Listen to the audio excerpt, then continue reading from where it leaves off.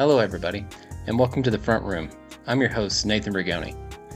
In this series, we're going to cover some of the basics of artificial intelligence and machine learning. The point of this series is to introduce most of you to the concepts that make up the basis of many of the technologies that exist in AI today. Break those technologies down into their components, and I'll try to explain from the beginning how we got here, what we use, and why. This should also help you understand what the concepts are, the limitations of AI, and what the future may hold for this technology in its use cases in industry.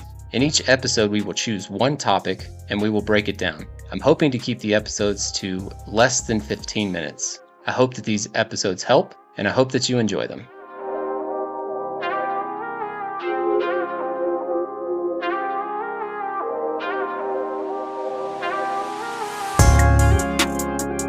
In this episode, we'll be covering audio processing and the basics of text-to-speech and speech-to-text. Hope you like it. Let's jump in.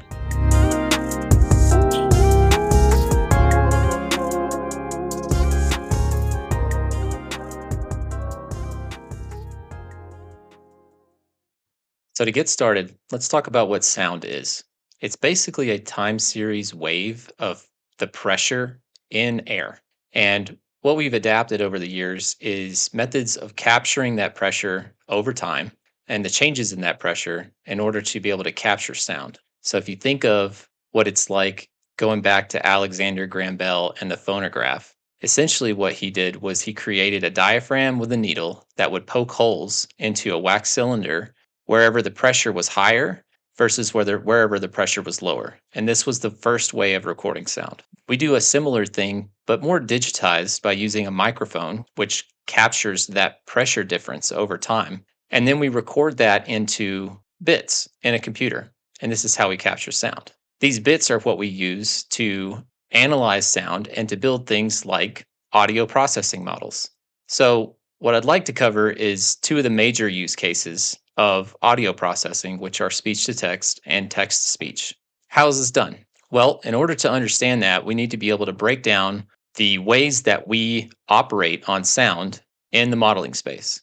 So we have to talk about two major things: a signal, which is the raw waveform of the pressure wave, versus a symbol, which is an extrapolation of that pressure wave over time, or a segment of it that may represent something else.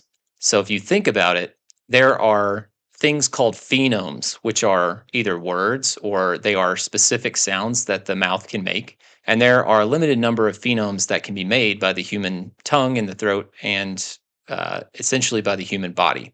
These phonemes actually represent the different kinds of sounds that we use to make up words.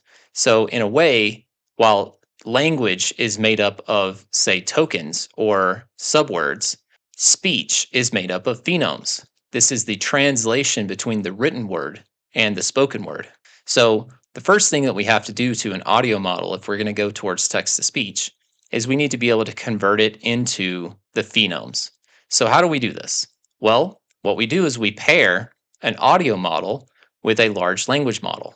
And we essentially detect, given some string of letters, what the phoneme for that word is. What does it sound like to say that word? And the model essentially learns a statistical variation on the pronunciation of that word in order to detect that word from speech. So a speech-to-text model is essentially going to look at text and it's going to learn the audio variation of what it sounds like to speak that word. And this is done over hundreds, if not millions, of samples of speech. The speech data sets that we use are the open source data sets and the publicly available data sets from Librivox. So essentially, we take people reading books and we take the books themselves and we match up what it sounds like to pronounce that particular word and to be able to have a statistical variation in that. We also get some statistical variation in the pronunciation of a word based on what your first spoken language is. So you can see that having an accent might cause you to have a different pronunciation of a word.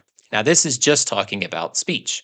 The same process is actually true when you talk about detecting different things like a cat's meow or footsteps or any other symbol in the audio. We are taking essentially a piece of the waveform and we want to know how long or what section of that waveform represents the idea or the context of the symbol in that waveform. And so that's kind of the first part of audio processing. So we covered how to go essentially speech to text, but how do we go text back to speech? Well, we essentially do the reverse. We take and we have samples based on our phenome clipping of the data, and we have words, and we try to get a model to take that word and then predict what the audio symbols should be that we should group together in order to pronounce that word. We then compare pronunciations to gather a loss. We then use things like homonyms and other features to mix up the pronunciation of words so that the model can then understand that sometimes just because a word is spelled different doesn't mean that it sounds different when it's spoken. All of these variations are how we train models to do both text to speech and speech to text. So, one application of speech to text that might be useful is we can actually make these models very small. And you kind of see them every day if you've ever used anything like your Google Assistant or Siri on your phone. They have what's called a waking keyword. So essentially, when you give them the waking keyword, those models will then wake up and begin listening to you. And they will listen to whatever follows that waking keyword. That model for identifying a waking keyword or a special phenome in the audio is very, very small. We can store these on edge devices like phones or even as small as a watch. And that's very important for the use, which I will cover here in a minute, for an example use case for how you would use speech to text like this. While the microphone does have to be on in order to hear this waking keyword, it doesn't mean that necessarily the item is recording anything. In fact, that waking keyword is what starts the recording or starts the processing pipeline to kick off for what it should do with what you're saying. But let's take a kind of an anecdotal story and think about how having small models can change the way that we interact with the world. So let's take, for instance, firefighting. Let's say that you are a firefighter. It's very dangerous for firefighters to enter burning buildings and to do what they do every day, where they look for survivors, they look for people who might be trapped in the building, and they use their own ears and their own eyes and their own senses, essentially, to detect whether or not there might be someone in a room. So, one thing that we can do with speech to text is because it's so small and we can use these waking keywords, is we could actually carry a speech to text model on a drone or other robotic type vehicle, and we could fly these things or drive these things into these dangerous situations like a building with a fire, and it could be looking for the waking keyword of help or a series of waking keywords to be able to detect whether a person is actually present in the fire or not. We can also use audio processing in a manner that we've used historically, where we do things like triangulation. In the case of the firefighting, we can use multiple drones that may detect off of that waking keyword, but they could also triangulate the position of that person within the building. This would help to keep firefighters out of the way of danger, and it would also help them to know exactly where that person is and help them to be able to recover that person faster.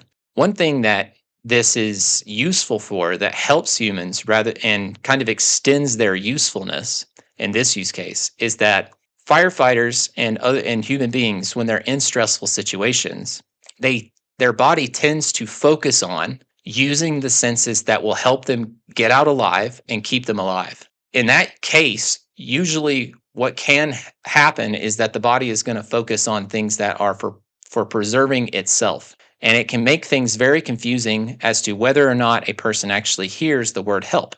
This isn't the case when it comes to autonomy or comes to machine learning. Since there's no sense of self-preservation, the model is constantly looking for that waking keyword with all of its attention.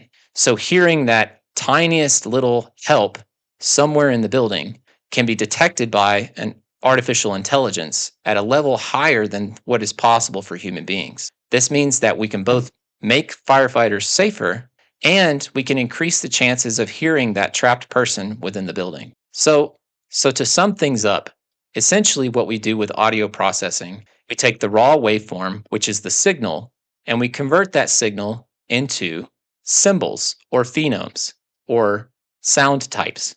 By doing this, what we do is we actually are removing noise for the model so that it can concentrate on the problem with the data that's given. But we're also creating a method by which we can translate between the signal or the raw waveform of sound and language or identification or waking words, which is the key to solving the problem.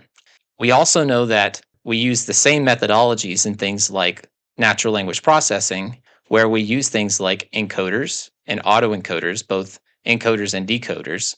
And we use these things in a very similar way within audio processing. The applications of audio processing stem from text to speech to sound detection to waking keywords to speech to text. All of these things are key elements in the technology that's enabling us to have things like assistance or even do things like extend our firefighting capabilities in the field. I hope you liked the episode. Thanks for listening.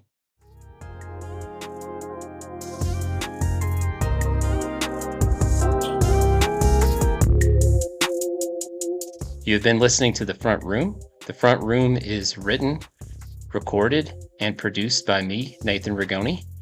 If you'd like to know more about what our company does and what it could possibly do for you, you can reach us at nathan.rigoni@phronesis-analytics.com. We'd like to thank you for listening and have a good day.